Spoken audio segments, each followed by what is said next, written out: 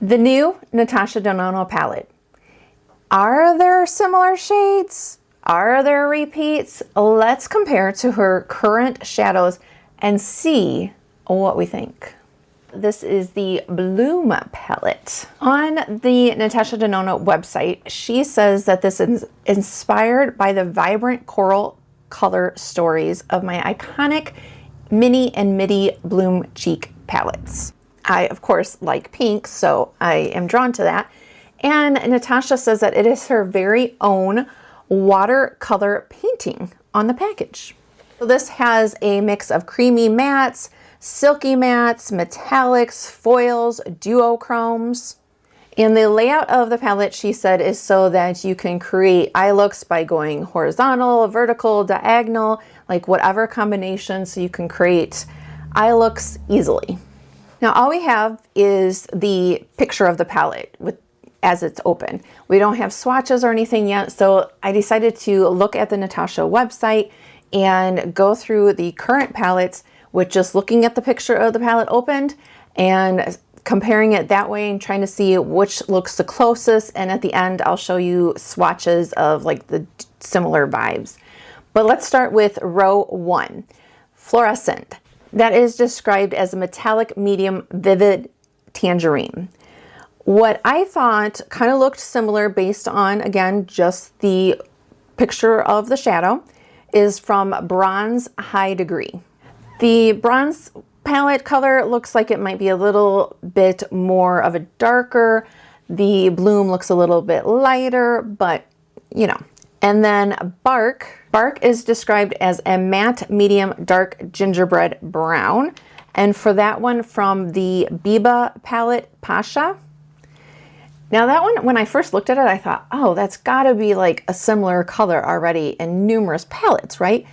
But it is a little bit off. This is a little bit more reddish brown than some of the other browns, and then some of them that did have the reddish brown was a little bit too red. Like this one from Biba, I think that it's a little bit lighter and a little bit more of a red brown, but surprisingly it was the closest that I could find. I thought that that one would be easier. Keen is described as a matte, light, medium, nude tangerine. And it's interesting to me that the names have tangerine in them, because when I look at them, I mean, I guess it does look kind of like a peach. So I guess I could see that peach color, but it's just interesting. That isn't what would first come to my mind. Do you know what I mean? Do you agree? So for Keen, I thought from My Dream, the Unity color. Then we have Wren, which is described as a matte medium coral pink. And the closest that I could find was from Roxa, the Heather one. I think that the Heather is more of a probably medium pink without having so much coral in it. And the Bloom has a little bit more coral. But again, I thought that one would be easy too, but it just seemed like there was just enough of a difference. I mean, there's shades that I feel like are similar, but like they can have just a hair bit of, you know, a more coral, more blue, more, you know, kind of thing. But Fleur is described, it's a duochrome light pink with icy ivory shift. So from the Roxa palette, again, Regal. I think the Regal might be a little bit more icy, but you know, I don't know. By the way, if you are new here, hi, my name is Stacy, and here on Staci Lee Beauty, I love fashion and beauty, and my mission is to make us feel good and confident about ourselves no matter what our age is. And I don't know about you, but I am kind of reclaiming my confidence in my 40s. I'm 48, and yeah, along the way, got lost. And so through style, makeup, I'm reclaiming that. So if that resonates with you and you like this style of video, I hope that you'll hit that subscribe button and join me here twice a week. And if you are returning, thank you so much for coming on back. If you are enjoying this style of video, give me a thumbs up so I know to do more of these when we get new releases. Crisp is described as sparkling foiled duochrome coral with gold. Now, I realize the duos, you can't really tell in the pan, but I don't see any coral in that. But I thought the Biba Monroe palette, kind of similar vibes looking at it. Lush is described as a sparkling foiled light nude apricot. And on this one, I went with from Bronze Palette Bliss. Brick, which is a matte medium bright terracotta. And when I looked at that, I thought, I feel like I've seen something like that. But again, it was a little more challenging than I thought. But from the Sunset palette, the Panjin, I thought was pretty close. Rue is described as a metallic medium light burgundy. For that one, I was having so much trouble. So I went to the mini palettes and looked at the Starlet. The Rhea color, which is a little bit lighter, I do think that there would be some difference with the bloom, but I don't know. What are you thinking so far? Let me know down below what you think of this palette. You can say, like, looks, yeah, okay, get it together.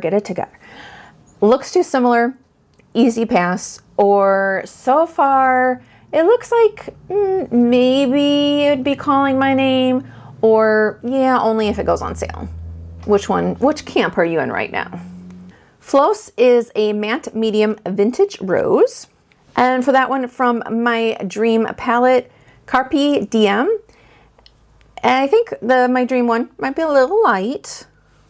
Now to row 3. Petal is described as a silky matte light salmon. For this one, I went back to the mini Starlet palette in the Vega color. The next one, Ember, is described as a sparkling foil medium brick. And My Dream Risk. Robin, I feel like, is another one of those colors that when I looked at it, I thought that's got to be very easy to get that vibe, but it was more challenging than I thought. It's described as a silky matte medium dusty coral. So I went with the mini Starlet nude mauve. So I think the Bloom one has probably a little bit more orange peachy undertones to it. Then the Clover color is described as a matte dark vivid burgundy. The Retro palette, Amara, I thought was pretty good. The last color there we have is Equinox, and it's described as a sparkling foil duochrome peach with turquoise blue shift. I will be very interested to see when swatches come out. I went to the Retro palette in Glitz. It's probably, I don't think the Glitz one has that blue turquoise, so, but you know, I don't know. The new palette retails for $69. So do you think that the colors look different enough, again, not going off swatches or anything, different enough that you're thinking about it? Or is it like, no? Here are the launch dates. It's going to be exclusive on the Sephora app, February 24th. Then on the 25th, it will be at Sephora and on the Natasha Denona website. Natasha Denona is cruelty-free. Have you ever wondered too how she got into makeup? If you want to know the backstory of Natasha Denona, you can click on this video right here and see all about the brand. Thank you so much. Again, hit that subscribe button if you haven't already, and thank you for watching.